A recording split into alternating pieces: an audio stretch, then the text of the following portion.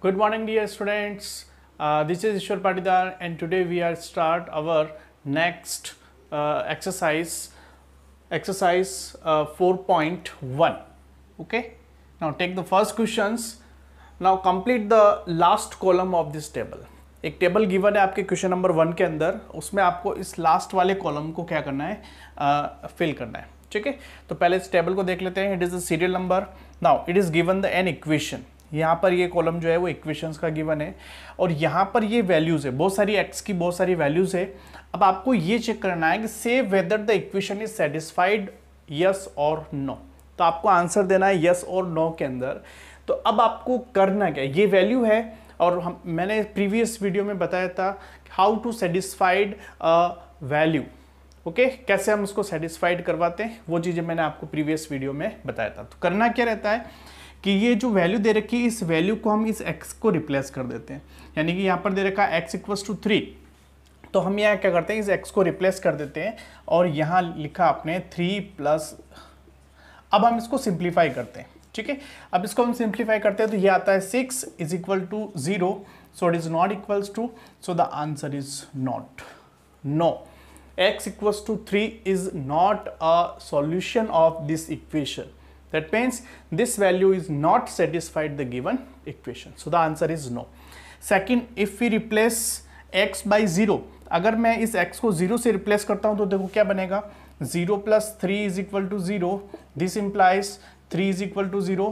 Again no. That means we can say x = 0 is also not satisfied the given equation.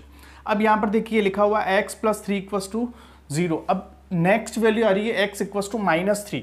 जैसे इसको हम -3 से replace करें, -3 + 3 = 0.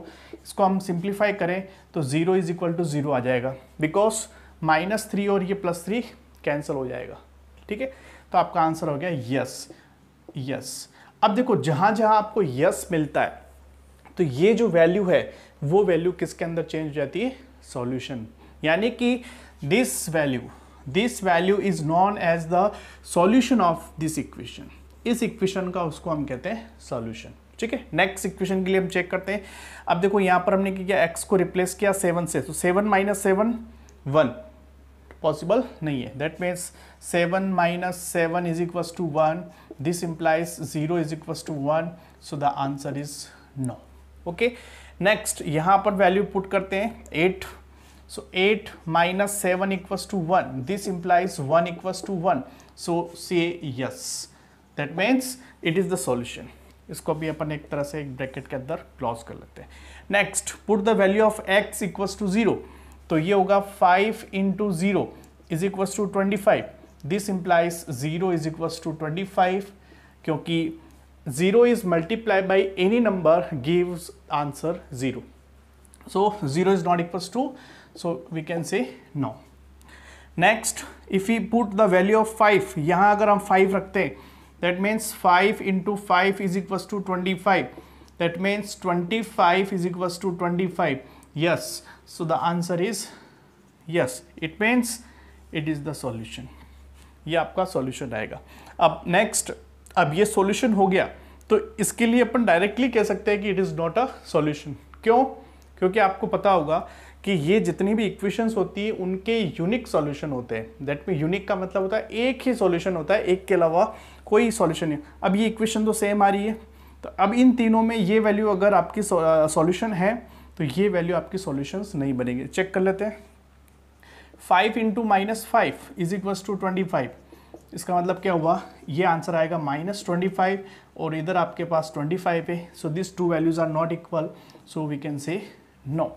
Okay, next question number 9, 10 और 11 तीनों के अंदर ये सेम इक्वेशन है ना. यहाँ स्पेस नहीं है इसलिए मैंने एक ही बार लिखा है. तो m/3 = 2. तो तीन क्वेश्चन मतलब तीन आपके पास वैल्यू है, चेक करना है तीनों के लिए अलग अलग. तो सबसे पहले हम -6 के लिए चेक करते हैं. सो -6 / 3 गिव्स 2. दैट मीन्स अब इसको अगर आप डिवाइड करें तो आंसर तो -2 आएगा और ये 2 आ रहा है, यानी कि say no. That means it is not a solution. Next, m = 0 put करें तो 0/3 = 2. Again no. Okay, so 0 is not equals to 2, so we can say again no. Last m equals to 6, यहाँ पर आप 6 रखो।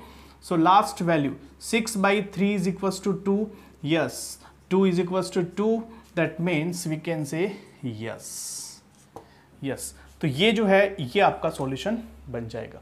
तो इस तरह से कुल मिला के इस टेबल से आप क्या लर्न करेंगे कि आपको ये पता होना चाहिए कि जो वैल्यू इक्वेशन को सेटिस्फाइड करती है उस वैल्यू को हम कहते हैं सॉल्यूशन। ओके, ये आपका फर्स्ट क्वेश्चन था। नेक्स्ट बढ़ते हैं क्वेश्चन नंबर 2 पर। Question number 2, check whether the value given in the bracket is a solution of the given equation और नॉट। ओके, क्या करना है, इसके अंदर एक इक्वेशन गिवन है आपके पास और दूसरी एक वैल्यू गिवन है इसके ब्रैकेट के अंदर। आपको ये चेक करके बताना है कि ये जो वैल्यू है इस इक्वेशन का सॉल्यूशन है या फिर नहीं है। ठीक है, जैसा कि मैं आपको पहले ही बता रखा है कि सॉल्यूशन होने की कंडीशन क्या है कि वो वैल्यू इक्वेशन को सेटिस्फाइड करे। तो हम 1 by 1 देखते हैं चेक करके कि this value is satisfied the given equation और नॉट। तो सबसे पहले हमने क्या किया, ए वाला फर्स्ट क्वेश्चन लिया, is equals to 19 and the value is n equals to 1. Now put n equals to 1 in the given equation. हमने क्या किया, n की जगह 1 सब्स्टिट्यूट किया। so 1 plus 5 is equals to 19, that means 6 equals to 19. so 6 is equals to 19, not. Hence we can say n equals to 1 is not a solution, ठीक है। तो ये एक छोटा सा क्वेश्चन आपका हुआ फर्स्ट। तो इस तरीके से आपको सॉल्यूशन सारे नोट करने हैं। बी वाला क्वेश्चन देखते हैं। B 7n plus 5 is equals to 19 and the value is n equals to -2. Okay, so the put n equals to -2, then we have n 7 into -2 plus 5 is equals to 19. Now it is -14 plus 5 is equals to 19. now -14 plus 5, minus greater है इसलिए sign आपका negative आएगा और इसमें से इसको minus किया, so it is equals to 9. Okay, so 9 -9 is equals to 19, not equals to. So directly हम कह सकते हैं n equals to -2 is not a solution, not a solution. तो ये हुआ आपका बी वाला क्वेश्चन। सी के बारे में देखते हैं। 7n plus 5 is equals to 19. Okay, और वैल्यू है आपके पास n equals to 2, n equals to 2। Now put n equals to 2। हमने क्या किया, n की जगह सब्स्टिट्यूट किया। So 7 into 2 plus 5 equals to 19, then it is 14 plus 5 equals to 19, then it is equals to 19 equals to 19. That means we have these two sides are equal. That means RHS is equals to LHS. Hence n equals to 2 is a solution, is a solution. Okay, तो ये आपका solution है। ठीक है, ये हुआ आपका question number C. Okay, अब आप बात करते हैं डी की बात। देखो थोड़ा सा स्पेस है, आई थिंक ये आ जाना चाहिए। डी 4p - 3 इक्वल्स टू 13 और वैल्यू है p इज इक्वल्स टू 1। तो क्या करेंगे, put p is equals to 1, p is equals to 1 हम सब्स्टिट्यूट करेंगे और चेक करेंगे कि ये सेटिस्फाइड हो रही है नहीं। सो ये p है आपका p। 4 into 1 minus 3 equals to 13. Okay, so 4 into 1, 4 minus 3 equals to 13 and 4 minus 1 equals to 1 and 1 is not equals to 13. So n, not n, pp. p equals to 1 is not a solution. Okay, तो ये सारे questions ऐसे हम check कर सकते हैं। चलिए next ई के ऊपर आते हैं। क्वेश्चन नंबर ई, और क्वेश्चन है आपके पास 4p - 3 equals to 13 and the value is p equals to -4. Now substitute the value of p. तो आपके पास आएगा 4 into -4 -3 equals to 30. तो ये हो जाएगा -16 is equals, sorry not equals to, -3 equals to 13 और ये आपके पास आ जाएगा -19 और -19 13 के इक्वल नहीं हो सकता है। सो हम कह सकते हैं P is equal to -4 is not a solution, not a solution. ये हो गया आपका question number E. Next last है आपका एफ और वो है 4p - 3 इज इक्वल टू 13 और वैल्यू है आपके पास p is equal to 0, p is equal to 0। अब p की वैल्यू अगर मैं यहाँ रखता हूँ तो 4 × 0 - 3 इक्वल्स टू 13, ये हो गया आपका 0, 0 - 13 equals to -3 equals to 13, that means -3 is equals to 13 not equal. तो डायरेक्टली हम कह सकते हैं p is equal to 0 is also is not a solution. Okay, तो ये हमने क्या किया, सारे क्वेश्चंस को चेक कर लिया। तो आपके पास कौन कौन से सॉल्यूशंस आ रहे हैं, तो ये आपका सॉल्यूशन नहीं है, it is not a, but ये आपका सॉल्यूशन है और नॉट नॉट नॉट। केवल आपके पास एक क्वेश्चन ऐसा है जो इक्वल आ रहा है, बस वही आपका सॉल्यूशन है। तो इस तरह से हम चेक करते हैं सॉल्यूशन के लिए। नेक्स्ट बढ़ते हैं क्वेश्चन नंबर 3 पर। Question number 3, solve the following equation by trial and error method. Okay, तो ये दो इक्वेशंस हैं, इनको ट्रायल एंड एरर मेथड से आपको सॉल्व करके बताना है कि p की वैल्यू फाइंड आउट करनी है कि कौन सी ऐसी वैल्यू है जो इसको क्या करे, सेटिस्फाइड करे। ओके, अब ट्रायल एंड एरर मेथड का मतलब क्या हुआ, ट्रायल और एरर मेथड के अंदर हम क्या करते हैं कि 1 बाय वाइज सीरियल वाइज, जैसे अगर यहाँ पर p एक वेरिएबल है तो आपके पास p is equals to 1, p is equals to 2 1 0 1, p is equals to 2, p is equals to 3, p equals to 4, p equals to 5। इस तरह से इन सारी वैल्यूज़ को हम क्या करेंगे, इस 1 बाय 1 रखते जाएंगे और चेक करेंगे जब तक कि आपका आंसर नहीं आ जाए। तो ये सारी वैल्यूज़ को अपन रखते हैं, तो इसको हम कहते हैं ट्रायल एंड एरर मेथड। इसी तरह से यहाँ जैसे m आ रहा है तो आपको क्या करना है, m equals to 0, m equals to 1, m equals to 2, m equals to 3, m equals to 4, m equals to 5 and so on. जब तक आपका आंसर नहीं आता है हम चेक करते रहेंगे कि इसका सॉल्यूशन क्या होगा। ठीक है, तो सबसे पहले हम बात करते हैं put p is equal to 0, इसके अंदर 0 रखते हैं तो आपके पास आएगा 5 × 0 + 2 इक्वल्स टू 17। तो ये हो गया आपका 0 + 2 इक्वल टू 7। तो हमने कहा कि 2 equals to 7 not, that means p is equal to 0 is not a solution. ये हुआ फर्स्ट की बात। ठीक है, सेकंड की बात करते हैं कि अब आपके पास नेक्स्ट वैल्यू है p is equals to, so put p is equals to 1, तो आपके पास आएगा 5 × 1 + 2 इज इक्वल्स टू 17। ठीक है, तो हम चेक करेंगे इसको, तो यहाँ पर आंसर आएगा, ये तो हो गया आपका 5 + 2, 5 + 2 हो गया आपका 7, तो 7 equals to, it is not equals to, तो हम डायरेक्टली फिर कह सकते हैं p is equals to 1 is not a solution, not a solution. ये दो वैल्यू के लिए चाहिए। थर्ड वैल्यू रखते हैं अपन, put p is equals to 2, तो p इक्वल्स टू 2 रखेंगे तो क्या आएगा, देखिए यहाँ पर 5 × 2 + 2 इक्वल्स टू 17, और 5 × 2 कितना होता है 10, 10 + 2 12, तो ये आएगा 12 equals to 7। Again we can say p is equals to 2 is not a solution. Okay, ये 3 टाइम्स हो गया। अब नेक्स्ट एक बार और देख लेते हैं इसका, इसी के यहाँ पर देख लेते हैं, put p is equals to 3, तो यहाँ आपने फ्री यानी कि 5 × 3 + 2 इक्वल्स टू 17, तो ये हो गया आपका 15 और ये हो गया आपका 2 17, दैट मीन्स 17 इक्वल्स टू 17 आ गया इक्वल। इसका मतलब क्या हुआ कि p is equal to 3 is a solution. Okay, तो ये है आपका फर्स्ट पार्ट। ये काम आपको करना है कि मतलब आपको जब तक वैल्यू चेक करते रहते हैं जब तक कि आपका आंसर आपको पता नहीं लग जाए। ठीक है, तो सेम अब इसकी बात करते हैं, इसमें कैसे देखो आंसर आएगा। सबसे पहले हमने रखा m equals to 0, so put m equal to 0, 0 रखो इसमें, तो ये आपका 0 हो जाए। अब मैं थोड़ा सा डायरेक्ट लिख रहा हूँ, ठीक है, स्पेस कम है इसलिए थोड़ा सा डायरेक्ट लिख रहा हूँ। सेम ये प्रोसेस रहेगी, अब वैल्यू अपन डायरेक्ट लिख, यहाँ हमने रखा 0, 0 × 3, तो ये होगा आपका 0 minus 14 equals to 4, so minus 14 equals to 4 not equal.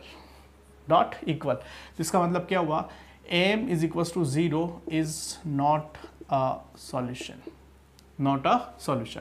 अब रखेंगे पुट m इक्वल्स टू 1 रख के चेक कर लीजिए। तो यहाँ पर रख रहा हूँ मैं 1 रखा यहाँ पर, तो 3 इंटू 1 3 माइनस 14 इक्वल्स टू 4 है ना। और ये क्या आंसर आएगा बताओ इसका, इसको ओपन यहाँ ले लेते हैं।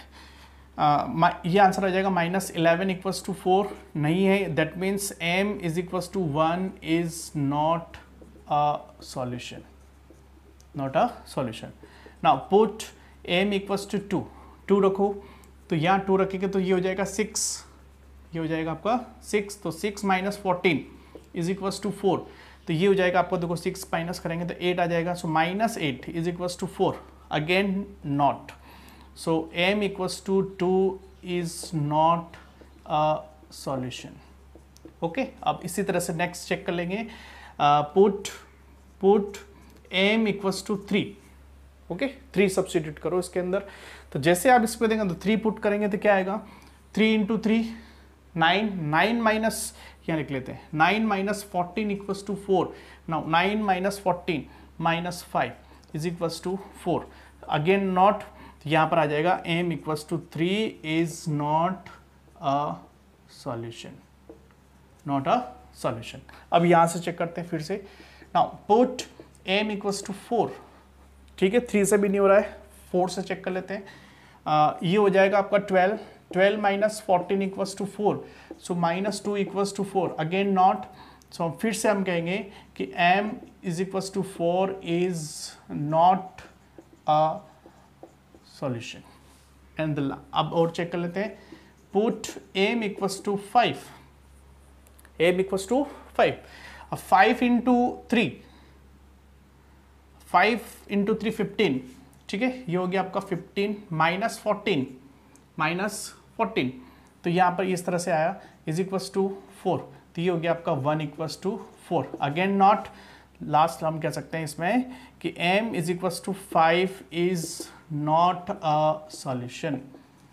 ओके, अब फिर से एक वैल्यू और चेक करते हैं, क्योंकि जब तक आप रखते जाएंगे जब तक आपका आंसर नहीं आ जाए। लास्ट एक वैल्यू और देख लेते हैं, यहाँ रखा 6 into 3 18 minus 14 is equals to 4, yes 4 equals to 4, that means m is equals to 6 is a solution, is a solution। तो यहाँ पर m equals to 6 बन रहा है और यहाँ पर ये p is equals to 3, ये सॉल्यूशन बन रहा है। तो ये दो वैल्यू ऐसी आ रही है इन इक्वेशंस के सॉल्यूशन। तो ये जो प्रोसेस होती है इस प्रोसेस को कहते हैं trial and error method. Okay, चलिए नेक्स्ट बढ़ते हैं क्वेश्चन नंबर 4 पर। Let's see the next question, question number 4। Right the equation for the following statement. आपके पास टोटल 9 स्टेटमेंट है, उन सारे 9 स्टेटमेंट्स को क्या करना है, इक्वेशन के अंदर कन्वर्ट करना है। तो मैं 1 बाई 1 रीड करता जाऊंगा और उनके आंसर्स को नोट करता जाऊंगा। जैसे फर्स्ट स्टेटमेंट है आपके पास, the sum of the number x and 4 is 9, है ना। तो सम की बात आ रही है, सबसे पहले हमने क्या किया, प्लस लगाया और दो वैल्यू कौन सी है, एक तो x है और एक 4 है ना। तो the sum of the number x and 4 is, इसका मतलब हो गया इक्वल, और इज कितना है 9, तो अपने पास ये आ जाएगा 9। तो ये आपका मैथमेटिकल फॉर्मेशन हो गया, यानी कि ये आपकी इक्वेशन फॉर्म हो गई। एक स्टेटमेंट क्वेश्चन के अंदर गिवन है, उस इक्वेशन को कन्वर्ट किया, तो ये हमने उस स्टेटमेंट को कन्वर्ट कर लिया। नेक्स्ट सेकेंड स्टेटमेंट है आपका, 2 subtracted from y is 8। 2 subtracted यानी कि 2 को सब्ट्रैक्ट कर रखा है, किस में से, y में से, फ्रॉम y, तो y माइनस 2, और y माइनस 2 का जो आंसर आ रहा है इज 8, यानी कि आपका आंसर आ जाएगा 8। सो y2 is subtracted from y is 8 ना। तो जैसा स्टेटमेंट है उसके अकॉर्डिंग हमने कन्वर्ट कर ली इक्वेशन। नेक्स्ट थर्ड है आपके पास, 10 times a is 70। 10 times a is equals to 70, यानी कि टाइम्स का मतलब आपको पता ही है कि multiply. So 10 times a, so 10 is multiply by a, so 10a equals to 17। Next fourth statement, the number b divided by 5 gives 6, the number b, ये आपका बी डिवाइडेड बाय 5 गिव्स 6, तो ये आपका आंसर आ गया 6। तो ये आपकी हो गई। नेक्स्ट बढ़ते हैं। 3/4 ऑफ टी इज 15, 3/4, तो 3/4 का मतलब हो गया आपका 3/4, ये आपका 3/4। सो 3/4 ऑफ टी, तो टी का 3/4 होगा, ये ऑफ का मतलब होता है multiply. So 3/4 of T is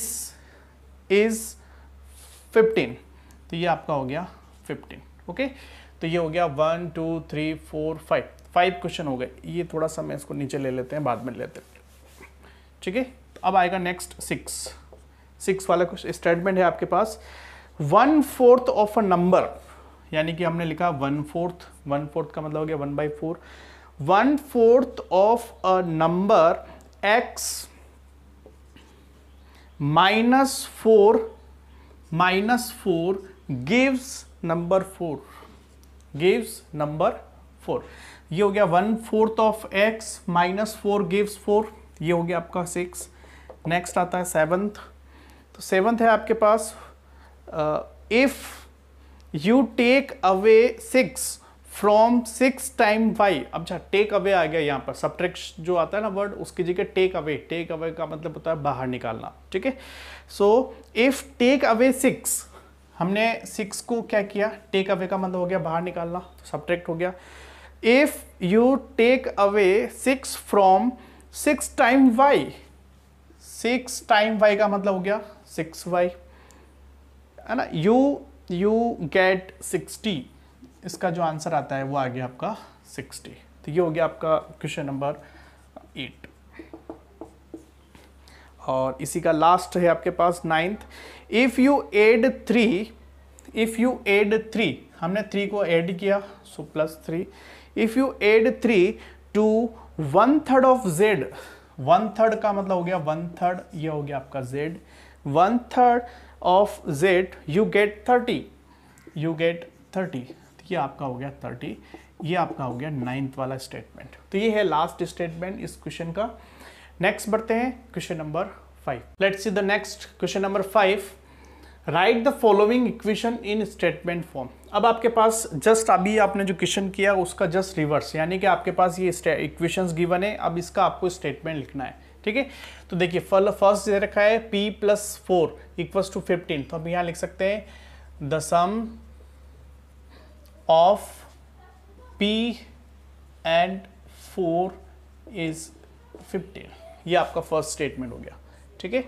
next second, m - 7 = 3, तो हम यहाँ लिख सकते हैं 7 is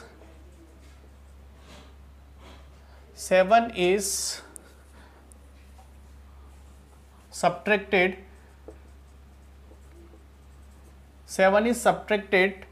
from m is 3, okay. तो ये हो गया क्वेश्चन नंबर 2। नेक्स्ट स्टेटमेंट आपका आ जाएगा 2m = 7, तो यानी कि 2 टाइम्स m इज 7, सिंपल सा है, 2 टाइम्स m इज 7। नेक्स्ट है आपके पास m is divided by 5 gives 3, okay. Next statement 3 times m divided by 5 gives number 6, okay.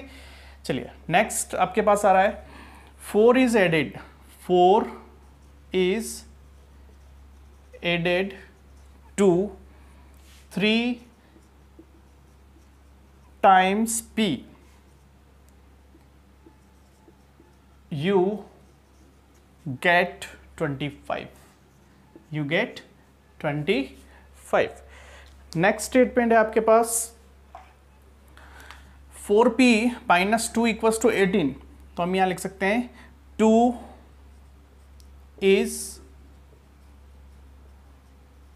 2 is subtracted from 4 times p is 18 and the last statement of the given equation is 2 is added, या फिर हम लिख सकते हैं ऐसा भी लिख सकते हैं द सम ऑफ करके भी लिख सकते हैं, या फिर 2 is added भी कह सकते हैं। तो 2 is added to half of p। देखो हाफ ऑफ p क्यों लिखा, इसको अपन 1/2 नहीं कह सकते हैं। जैसे एक बार आया था आपके पास 3/4 1/4, यहाँ 1/2 को अपन हाफ कहते हैं ना। So half of p gives it। Okay, तो ये है सारे स्टेटमेंट। तो कुल मिला के आपको इस तरह की प्रैक्टिस करनी है कि स्टेटमेंट को इक्वेशन में और इक्वेशन को स्टेटमेंट में कैसे कन्वर्ट करते हैं। नेक्स्ट बढ़ते हैं last question of this exercise, question number 6। One marbles more than 5 times the marbles Parmit has. Okay, यानी कि यहाँ पर 2 पर्सन है, एक इरफान और एक परमित। तो इरफान ये कह रहा है कि परमित के पास जितनी मार्बल्स है, इरफान के पास जितनी मार्बल्स है वो परमित से दोनों, यानी कि दोनों में रिलेशन बना रखा है। तो क्या है स्टेटमेंट, देखिए एक बार वापस देखते हैं। Irfan says that he has 7 marbles more than 5 times the marbles Parmit has. Irfan has 37 marbles. Okay, अब आपके पास पहले हम ले लेते हैं given parts. So take here given that Irfan has 37 marbles। और ये तो गिवन है आपके पास, और हम यहां पर एज्यूम कर लेते हैं let Parmit has m marbles। हमने ये एज्यूम कर लिया, आपको नहीं पता है लेकिन हमने इसको एज्यूम कर लिया कि परमित जो है उसके पास m मार्बल्स है, ठीक है, और इरफान के पास कितनी है, 37 मार्बल्स है। अब इन दोनों को रिलेट करना है टू द गिवन सिचुएशन। जो क्वेश्चन में गिवन सिचुएशन है उसके अनुसार आपको क्या करना है, इसकी इक्वेशन बनानी है। तो अब देखिए इक्वेशन में क्या बोला गया कि Irfan says that he has, ये इरफान कह रहा है कि उसके पास जो मार्बल्स है, कितनी मार्बल्स है उसके पास, 37। तो ये जो 37 मार्बल्स है वो परमित के पास जो मार्बल्स है उसमें कैसे वो मतलब उसके अकॉर्डिंग कैसे इक्वल है वो बता रखा है। He says that he has 7 marbles more than 5 times, है ना, 7 marbles more than 5 times marbles Parmit है, यानी कि 5 times m + 7। ये आपकी इक्वेशन बन जाएगी। अब देखो इक्वेशन में जो स्टेटमेंट दे रखा है इसको और उस स्टेटमेंट को देखो क्या है। Irfan says that he has 7 more than marbles 5 times Parmit has, यानी कि परमित के पास जितनी मार्बल्स है उसका 5 times और उसके अंदर +7 करें तो वो किसके इक्वल है, इस इरफान के पास है। तो ये आपकी एक इक्वेशन बनेगी टू द गिवन केस। ये है आपका केस नंबर 1, ठीक है। इसी पर आते हैं केस नंबर 2 के ऊपर बात करते हैं कि केस नंबर 2 के अंदर क्या इक्वेशन बनेगी। चलिए कि केस नंबर 2 है आपके पास, Lakshmi's father's is 49 years old। Okay, so first given that Lakshmi's father age is equals to 49 years। 49 years पूरा लिख लेते हैं, 49 years, ठीक है। अब हमने क्या किया कि लक्ष्मीज के फादर की जो है एज गिवन है, हमने यहाँ पर एज्यूम कर लिया लेट द एज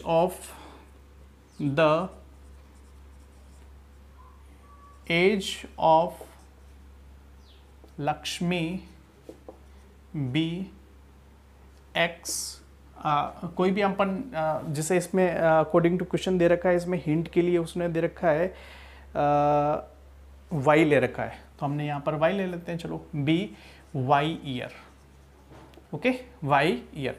अब आपको इक्वेशन फॉर्म करनी है टू द गिवन सिचुएशन। अब सिचुएशंस क्या है, Lakshmi's father is 49 years old, he is 4 years older than, 4 years older than का मतलब हो गया +4 करना है, किसके अंदर करेंगे, 4 years older than 3 times Lakshmi's age, यानी कि जो लक्ष्मी की एज है उसको अपन 3 times करें तो वो किसके इक्वल आएगा, 49। तो ये है आपकी equation for the given situation. तो ये है आपका क्वेश्चन नंबर 2। नेक्स्ट इसी के हम चलते हैं थर्ड के ऊपर, कि थर्ड वाली जो सिचुएशन है, केस है, उसकी इक्वेशन क्या बनेगी। तो देखते हैं इसमें। Now the third statement given है इसके अंदर, the teacher tells the class that the highest marks obtained by a student in her class is twice the lowest marks plus 7. The highest marks score is 87. तो इसमें given क्या है, ठीक है, इसमें गिवन देखिए, सबसे पहले बात गिवन लिखेंगे, गिवन दैट, ओके। तो गिवन क्या है आपके पास, highest score, okay.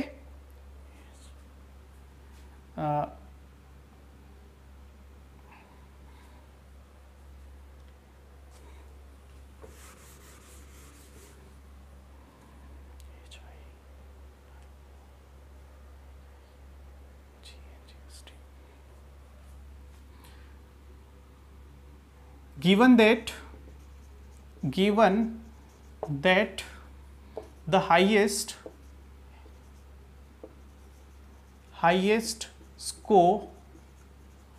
highest score is 87, है ना। तो इसमें गिवन क्या है, हाईएस्ट स्कोर आपके पास क्या दे रखा है, 87 दे रखा है। तो हम यहाँ पर एज्यूम कर लेंगे, let the lowest score be, और जैसा इसमें गिवन है हिंट के अंदर उसे हम ले लेते हैं एल दे रहा, बी एल। तो लोवेस्ट स्कोर जो है वो एल है, हाईएस्ट स्कोर आपके पास 87 है। अब इन दोनों के अंदर क्या सिचुएशन गिवन है कि the teachers tells that the class that the highest marks obtain by students in her class is twice the lowest marks, twice the lowest marks plus 7 is 87। तो ये है आपकी third equation for the given situation, ठीक है ना। अब last एक और बचा हुआ है, लास्ट पार्ट, उसको हम ले लेते हैं फोर्थ। और वो सिचुएशन यहाँ पर है, एक ट्राइंगल के ऊपर बेस्ड गिवन है, ठीक है। और ये सिचुएशन बहुत अच्छी है, तो इसको थोड़ा सा अच्छे से समझना है कि कैसे इसमें क्या गिवन है। तो मैं इसको रीड कर रहा हूँ। इन एन आइसोसेलेस ट्राइंगल, अब यहाँ ट्राइंगल, आइसोसेलेस ट्राइंगल की बात हो रही है, तो सबसे पहले हमने इसको ड्रॉ किया, isosceles triangle A B and C. Isosceles triangles में this two sides are equal, okay. Now in isosceles triangle the vertex angle is twice either the base angle. ये एंगल जो होता है, this angle is known as the vertex angle, okay, vertex angle. और ये दोनों angles होते हैं, इनको हम कहते हैं base angle, and this two base angles are same, equal होते हैं। अगर है ना, तो यहाँ पर हम ले लेते हैं, let base angle be x degree. हमने यहाँ पर एज्यूम कर लिया x डिग्री, तो ये कितना होगा, x डिग्री, और ये भी कितना होगा, x डिग्री। अब सिचुएशन क्या गिवन है कि the vertex angle is twice as the base angle, जितना बेस एंगल है उसका ट्वाइस कौन है, तो ये कितना होगा, 2x डिग्री। क्लियर, ये होगा। अब आपको क्या करना है, इसकी इक्वेशन बनानी है, ठीक है। तो अब क्या बनेगी equations, we know that angle A plus angle B plus angle C is equals to 180। यानी कि हम जानते हैं कि अगर मैं इस ट्राइंगल्स के तीनों एंगल्स को ऐड करूं तो उनका सम जो होता है वो 180 होता है। बस इसकी वैल्यू को यहाँ सब्स्टिट्यूट कर लो आप। So 2x degree plus x degree plus x degree is equals to 180। ये हो गया आपके पास 4x is equals to 180 degree. Now it is your equation, ये आपकी इक्वेशन बन गई क्वेश्चन नंबर नेक्स्ट। ये हो गया आपका क्वेश्चन नंबर 6। ओके, तो ये इस एक्सरसाइज का सबसे लास्ट वाला क्वेश्चन है। वीडियो अच्छा लगे तो इसको लाइक जरूर करें और सब्सक्राइब जरूर करें, चैनल को सब्सक्राइब जरूर करें, अपने फ्रेंड्स को शेयर जरूर करें। Thank you.